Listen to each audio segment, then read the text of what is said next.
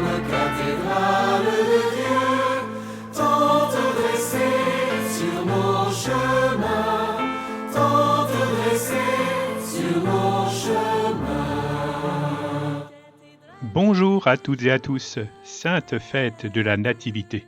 En ce jour de Noël, nous recevons pour cadeau cette première vidéo d'une saga que mérite bien l'étonnante cathédrale du Ried qui célèbre son saint patron Étienne dès le lendemain de la fête de l'Incarnation. Le don de soi du Christ, comme de ses disciples, ne va pas sans témoignage jusqu'au bout de l'amour, du don de soi jusqu'au martyre s'il le faut. Mais aujourd'hui est le temps de l'émerveillement, de la nouveauté à accueillir humblement comme don de Dieu, le temps du renouveau à espérer et à stimuler toujours. Merci à Christiane, Pauline, Caroline, Louis et Justin de nous ouvrir le premier chapitre de cette présentation du patrimoine de Mackenheim, transmis par les générations précédentes, pour qu'il reste témoin d'évangile et instrument d'évangélisation et d'annonce de la bonne nouvelle du Christ, Dieu fait homme, vivant parmi nous par son esprit, dans une église de pierre vivante. Tant te dresser sur nos chemins, tant te dresser sur nos chemins. Conçu par l'architecte Antoine Ringhausen, tout comme la synagogue devenue aujourd'hui maison des jeunes et bibliothèque communale, et l'ancienne école des filles, aujourd'hui école maternelle, l'église est de style néo-gothique, longue de 42 mètres, large de 18 mètres et la hauteur du clocher de 67 mètres. La largeur de la nef centrale est de 8,40 mètres pour une hauteur de 17 mètres.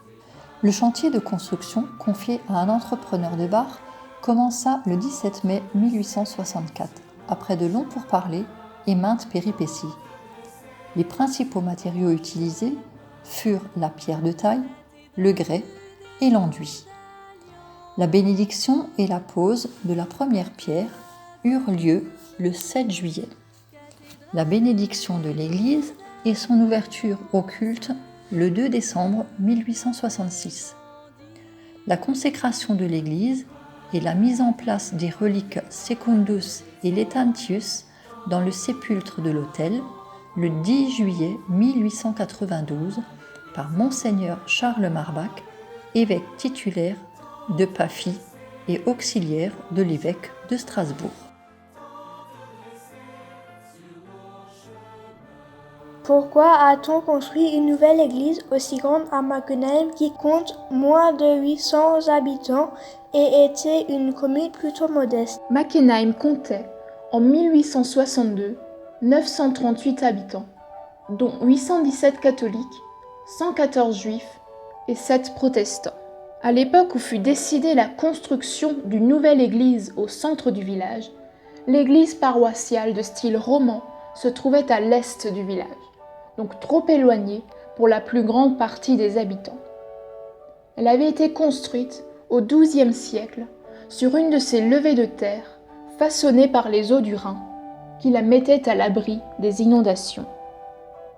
Entourée du cimetière et vraisemblablement fortifiée, cette église, longue de 17 mètres, large de 9 mètres, avec un clocher de 40 mètres de hauteur, était devenue trop petite pour accueillir la communauté catholique. De plus, son emplacement restreint rendait impossible tous travaux d'agrandissement.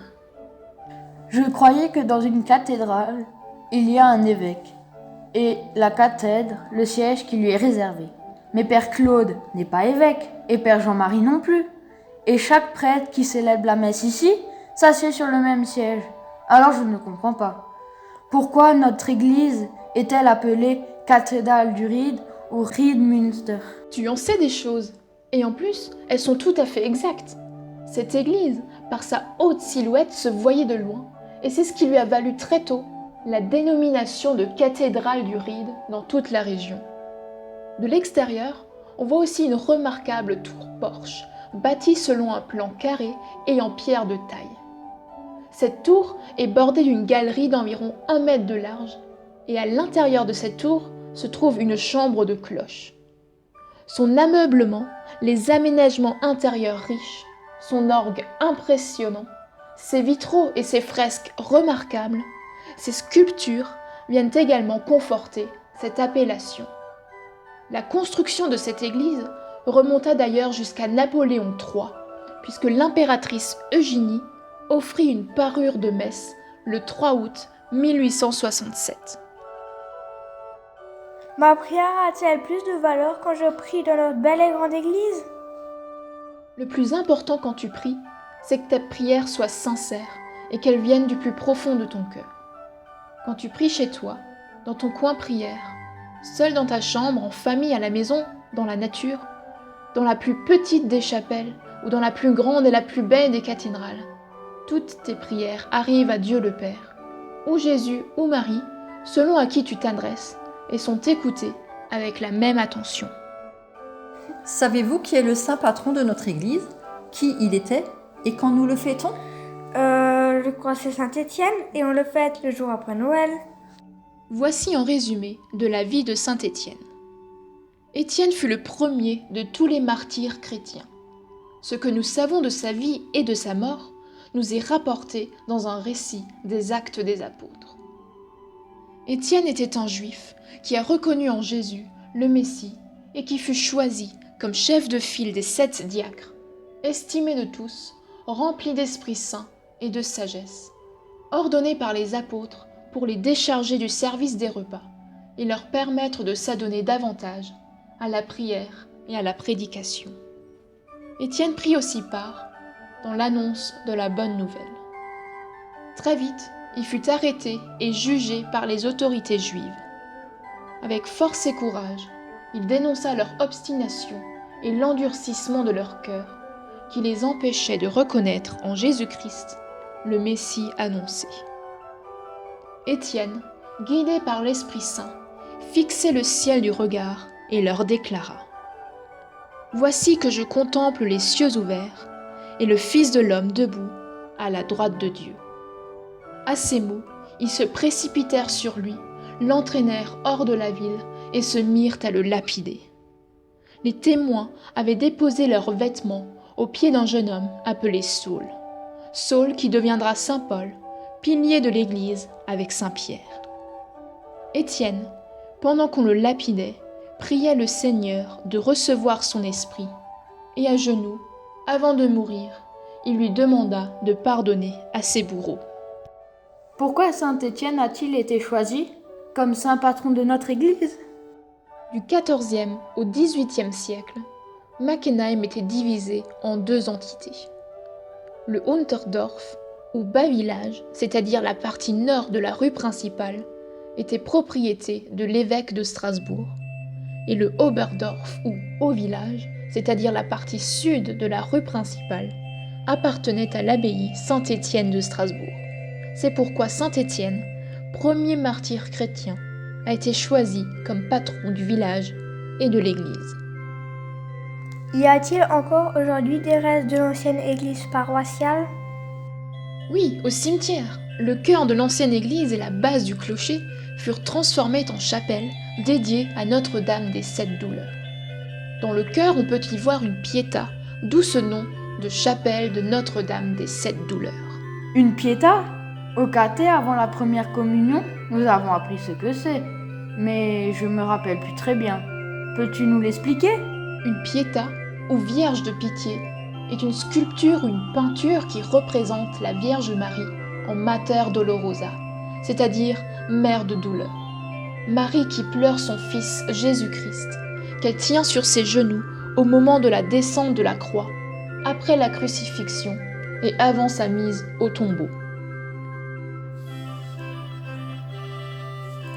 De Nazareth au Golgotha, c'est le même oui qui est moteur de la vie de Marie. Regardez-la au pied de la croix. Contemplez sa fidélité sans faille, la fidélité d'une mère qui jamais ne peut se résoudre à lâcher ou laisser perdre son enfant. 2 autels retables, réalisés dans la première partie du XVIIIe siècle, ont été transférés dans l'église actuelle. Ces deux autels comprennent l'un une statue de la Vierge et l'autre une statue de Saint Joseph. Ces statues ne sont pas d'origine, mais sculptées vers 1866 à Colmar et restaurées encore très récemment. L'église a-t-elle changé depuis sa construction? Depuis sa construction, l'église a fait l'objet de nombreux travaux de restauration, toujours réalisés avec le souci de préserver la beauté originelle de l'édifice, autant à l'intérieur qu'à l'extérieur. Le dernier grand chantier de restauration démarra en 1991 pour se terminer en 2016. À toutes ces explications, ce serait chouette si tu pouvais nous emmener pour une visite à l'intérieur de l'église. Est-ce possible? À l'intérieur, l'église se compose d'un long vaisseau central atteignant les 17 mètres et de 2 vaisseaux secondaires moins hauts. Puisque vous êtes si intéressés, c'est difficile de dire non, mais nous nous retrouverons bientôt pour une nouvelle séquence dédiée à la visite du cœur de l'église et en particulier des vitraux qui illustrent en grande partie la naissance et toute la vie cachée de Jésus. Avoir une belle église, bien entretenue, bien fleurie, c'est beau et très méritoire, et une chance pour tous. Mais n'oublions pas qu'une église n'est vraiment belle que lorsque des hommes, des femmes, des enfants s'y rassemblent pour prier, chanter, participer à l'Eucharistie, célébrer des baptêmes, des confirmations, des premières communions, se confier au Seigneur, reprendre des forces. Dans sa première lettre, chapitre 2, versets 3 à 5, Saint Pierre a écrit « Puisque vous avez goûté combien le Seigneur est bon, approchez-vous de lui. Il est la pierre vivante rejetée par les hommes, mais choisie et précieuse devant Dieu. Vous aussi, comme pierre vivante, entrez dans la construction de la demeure spirituelle pour devenir le sacerdoce saint et présenter des sacrifices spirituels agréables à Dieu par Jésus-Christ. » N'oublions pas qu'à partir de Jésus, qui est la pierre vivante, pierre de fondation, pierre précieuse, pierre d'angle, nous sommes invités à entrer dans le plan de Dieu, à être pierre vivante à notre tour. Invoquons l'Emmanuel, alors notre Église ne sera pas seulement un magnifique bâtiment, mais Église de pierre vivante.